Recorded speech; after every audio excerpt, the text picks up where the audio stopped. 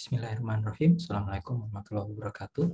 Kali ini kita akan melanjutkan topik terkait dalam rangkaian salah satu topik dalam rangkaian mata kuliah Service Management, yaitu yang terkait Service Quality Measurement. Jadi ya ini sebetulnya ada dua bagian ya, nanti kita bagi dua. Jadi yang satunya itu adalah yang konvensional dan yang satunya itu yang berbasis electronic base, seperti itu. Ya, jadi untuk mulai kita ingat-ingat dulu ya, ini selalu kita jadikan acuan bahwa satu penilaian ketika kita ingin mengukur satu kualitas layanan, artinya kan sebetulnya kita mengukur apa yang sudah dirasakan oleh pelanggan. Jadi bagaimana seorang pelanggan itu bisa menilai apakah satu kualitas itu bagus atau enggak, tentunya kan setelah mereka merasakannya. Jadi sebetulnya yang diukur itu adalah gap antara perceived atau yang dirasakan sama yang diekspektasikan. Itu ada gap atau enggak. Nah, dimensionnya, ini dimension dari service quality, kan kita lihat ada 5. Ini dimension yang memang dari awal itu diperkenalkan oleh yang pertama kali mengenalkan juga istilah service quality, yaitu dari Parasuraman. Dia sudah menentukan ini, kita sudah diskusikan di pertemuan di sesi sebelumnya, yaitu bagaimana dimensi ini jelasnya masing-masingnya. Nah, kemudian kalau kita lihat memang kan di waktu pengembangannya dari Parasuraman ini, beliau mengembangkan untuk mengenali apakah dimensi seperti apa sih sebetulnya dimensi ini. Itu beliau kan memang mencoba membreakdown masing-masing dimensi ini dalam beberapa pertanyaan-pertanyaan,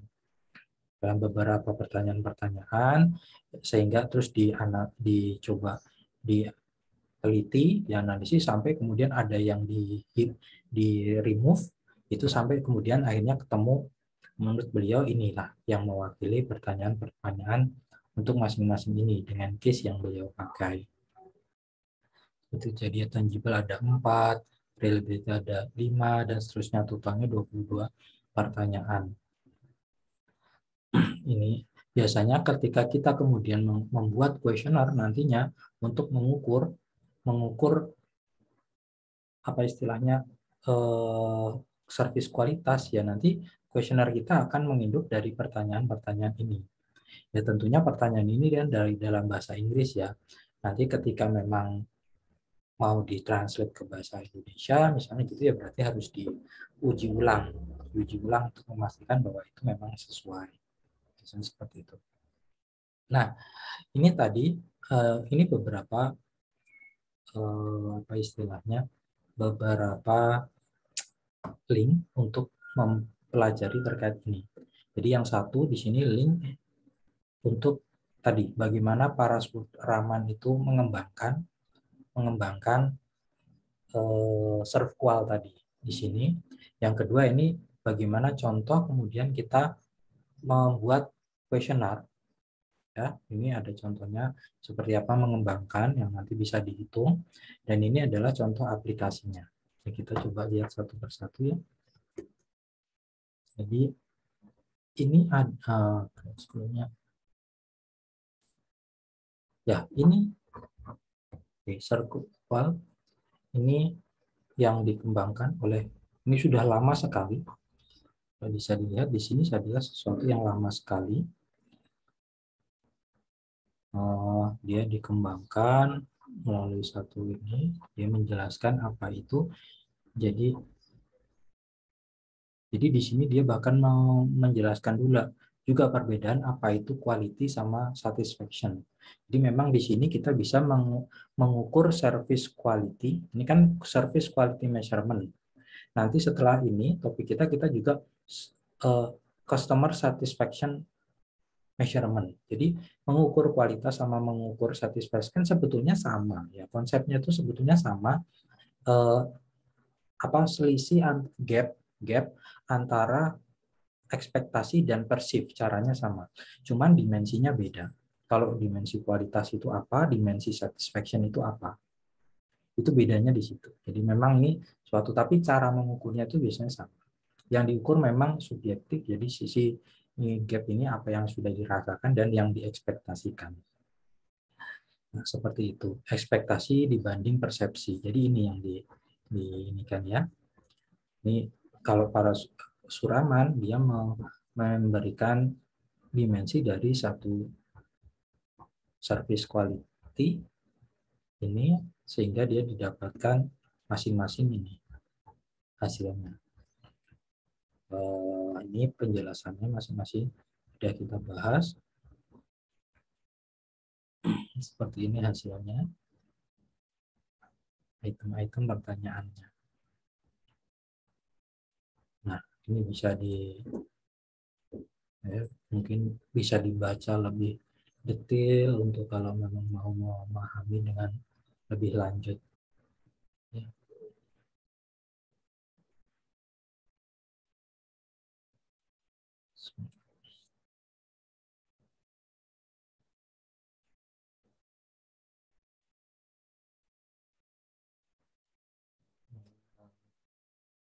Nih, jadi ini penjelasan lebih detail. Ini bagusnya di sini di artikel ini adalah dia memberikan instrumennya juga. Jadi kalau kita tadi kan dimensi tadi ada elemennya ya, list pertanyaannya 22, di sini beliau sudah juga menyampaikan pertanyaannya seperti apa. Jadi kita tuh bisa memakai pertanyaan untuk di sini adalah mengenai ekspektasi dan di sini terkait persepsi. Jadi mirip pertanyaannya, cuman yang satu untuk mengukur ekspektasi dan yang keduanya mengukur dengan untuk persepsi. Biasanya nanti pakai skala Likert. Jadi dari skala Likert itu jadi semacam ada dari setuju sampai tidak setuju, nah seperti itu. Nah kalau kita lihat ini ada yang bisa diganti, nanti sebenarnya bisa disesuaikan juga. Misalnya when this firm kan perusahaan, nah perusahaan ini bisa diganti namanya, yang mau kita ukur itu perusahaan apa, jadi PT apa, itu bisa. Di sini juga ada tanda minus ini kan negatif ya.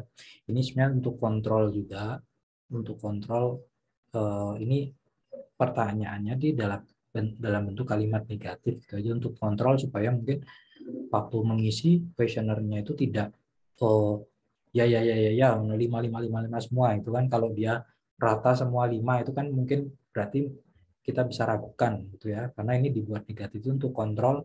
Oh dia kalau ternyata pas negatif dia kebalikannya, berarti dia memang betul-betul memperhatikan. Kalau enggak ya mungkin asal-asalan. Nah, seperti itu ini penjelasannya. Nah, terus tadi yang kedua adalah contoh bagaimana kemudian dari situ kita mendesain kuesionernya itu. Tadi kan saya bilang, itu kan pertanyaan standar, tapi bisa kemudian nanti kita sesuaikan kan ya. Ini contoh desainnya, ini ada satu link yang bagus. Jadi mengukur service quality menggunakan Serqual, ini ada langkah-langkahnya, step-stepnya. Nah, intinya seperti ini, kita buat instrumennya ini, ekspektasi, persepsi, tadi pakai Likert ini, biasanya dari strongly disagree sampai strongly agree. Ini mau 7 skalanya, 5 itu boleh, 3 mungkin boleh. Ya, tapi kalau nggak salah yang diusahakan itu ganjil. Ganjil. Kalau Likert kan ganjil. Nah, seperti itu. Ya, mungkin ini diperbanyak ini supaya mungkin tidak menjebak ada mengambil posisi tengah jawabannya kan, jadi lebih lebih variatif seperti ini. Nah, ini tadi pertanyaan-pertanyaan kan, excellent banking company will have modern looking equipment. Di sini jadinya PT XYZ Bank has modern lookingnya. Ini kan jadi ini apa ini? Persepsi kan, ini ekspektasi tadi. Kan ini tinggal kita sesuaikan ya. Nah, ini bisa nanti diinikan. Ini perusahaan apa yang mau diukur. Nah, ini harus disesuaikan. Kalau ya sudah kita pakai bahasa Inggris ini sesuai ini ya, ini sudah diuji, jadi kita bisa langsung terapkan. Tapi mungkin kalau di bahasa Indonesia, ya itu harus diuji ulang. Nah, ini nanti ada calculation, hitung masing-masing. pakai weighted-nya, bobotnya tadi, sehingga kemudian bisa didapatkan nilainya nanti. Ini sampai cara-caranya. Ini saya fokus. Nah, kemudian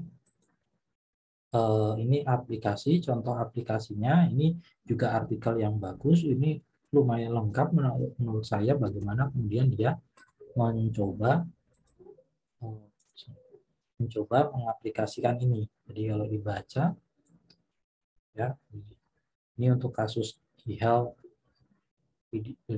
dia dimensionnya, si kuesionernya kan ini, cara-caranya yang dia lakukan, terus ini list pertanyaan, ini dimensionnya sama ya, nama dia kan mengikuti dimension ini sama, cuman kalau saya lihat di sini, tapi ternyata list pertanyaannya beda. Ya kan kalau kita perlihatkan di sini tangle bill dia pakai 9. Kalau yang di sini tadi, yang di yang di kasus Parasurama itu kan dia tangible cuma 4. Ya, tangible 4. Kok bisa gitu ya? Mungkin ya bisa saja, tapi karena kan di sini sebenarnya pertanyaan yang kita lihat di sini, kalau kalian kita perhatikan, pertanyaan yang tangible itu 4 itu kan ini, mereka harus up to date equipment-nya, terus physical facility visually appealing, jadi terlihat bagus, terus karyawannya rapi dan bersih. Penampakan physical facility, penampakan fisikal ini harus sesuai dengan tipe servisnya. Ya ini kan jadinya harus sesuai dengan tipe servisnya. Ini kan bisa dari sini, dari kata-kata ini sebenarnya bisa dikembangkan kan. Nah ini mungkin dari situ dia, karena ini kasusnya adalah kasus healthcare, jadi dia itu lebih banyak dikembangkan. Kalau tadi yang lainnya gini, visually appealing ada kan, employees uniform, clean, nice, and neat kan juga ada sama. Ya ini tambah. Nah, tapi yang tadi yang lebih sesuai itu kan mungkin kalian di rumah sakit, oh harus bersih, terus pencahayaan bagus, temperatur bagus, nah seterusnya ruangan cozy, baunya juga segar, itu karena rumah sakit. Nah itu sebenarnya mewakili ini ya. Kalau dikembangkan kayak gini, berarti kan beda sebenarnya ya. Termasuk berarti nanti dalam dalam pengolahannya pun harus diuji juga. Ya sama aja. Kalau yang bedanya, kalau yang tadi kita pakai karena sudah diuji, nggak perlu diuji pun kita sudah, oh ya sudah langsung kan ya, sudah pernah diuji. Tapi kalau ini ya memang pertanyaan ini bisa saja dikembangkan seperti itu, nah tapi tetap nanti dalam proses pengolahannya juga ada uji dalam pengolahannya. Seperti itu. Nah itu contoh dari penggunaan untuk aplikasinya SafeQual. Nah, kalau kita lihat di aplikasi ini, kembali lagi tadi aplikasi ini ya, ternyata setelah dia mendapatkan ini kan, ini partisipannya, setelah dia mendapatkan nilai hasil ya, result dari SafeQual analisis ini, mana yang berapa sih gapnya sih, mana yang gap paling besar, biasanya kan dicari yang gitu, gap yang paling besar itu berarti kan Pak masih harus itu yang prior ini ya, secara tidak langsung dia ini, wah kayaknya kita masih masih masih banyak nih ininya belum tercapainya gapnya ini kan minus semua itu kan berarti apa, berarti performanya itu rata-rata semua, rata-rata gapnya ini 1, minnya 368, minnya 4. Jadi rata-rata performanya itu di bawah semua ini berarti. Kalau kasusnya di sini. Jadi minus semua berarti memang ini di bawah semua. Di bawah ekspektasi semua. Jadi tapi kan tetap aja besar kecilnya beda. Jadi ini biasanya diinikan. Nah, ya di sini sebenarnya kelihatan juga, tapi di sini dia juga bisa menambahkan satu analisis lagi, yaitu melakukan analisis important performance analysis. Jadi lebih untuk menentukan, oh jadi tapi sekarang mana sih yang harus diutamakan, yaitu important performance analysis, yaitu di sini lebih kepada grafik untuk antara Cartesian ya, antara performance dan important. Nah, Ini bisa dipakai important analysis kayak gini kan, nanti posisinya di mana, ini ada kuadran-kuadrannya. Kuadran ini bermakna beda-beda. Ini biasanya digabungkan. Jadi memang contoh-contoh pengukuran SERVQUAL analysis biasanya juga satu paket dengan important performance analysis ini. Nah, important performance analysis itu apa? Jadi sebetulnya itu dari Mihaly ini adalah performance important diagram. Dia mengembangkan sebenarnya antara apa yang sudah dirasakan sama sebenarnya penting atau enggak. Ini mirip sebenarnya kan ekspektasi juga kan ya. Tapi important itu lebih kepada menurut ini mana yang lebih penting. Nanti penting itu bisa low high, performance bisa juga low high. Kalau kita lihat dari sini bisa ada 4 kuadran yang jadinya. Kalau kuadrannya importantnya misalnya high, sangat menurutnya penting, tinggian pentingnya ini, terus performance kan bisa jadi low high. Kalau di sini dianggap importantnya tinggi tapi performanya rendah, berarti kan apa? Ini segera action opportunity.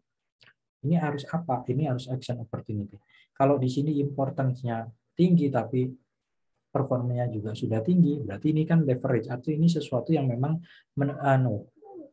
bisa kita pakai. Nah, kalau sebaliknya, kalau dari sisi importance sebenarnya rendah, terus performance juga udah, oh ya sudah, ini status quo strateginya. Ya sudah dijalankan seperti biasa aja, toh memang susah matching kan.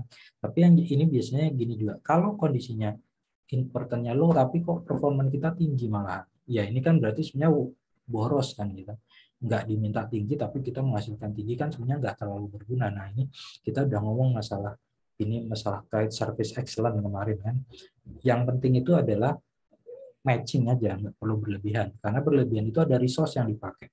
Jadi makanya kalau kondisinya kayak gini, resource-nya mendingan dipindahkan. Jadi untuk yang lain saja. Jadi tadi company action apa saja. Kalau untuk status quo ya tadi sebaiknya ya nggak usah ada, nggak usah, biarkan saja. Kalau leverage opportunity tadi high ya, mendingan oh berarti ini memang kelebihan kita, bisa kita anggap bahwa ini adalah advantage kita untuk kompetisi, kelebihan kita, makanya betul-betul kita soundingkan, kita jual seperti itu. Kalau yang transfer resource berarti kan yang low important tapi tinggi performance, nah ini bisa mendingan dialihkan resource-nya.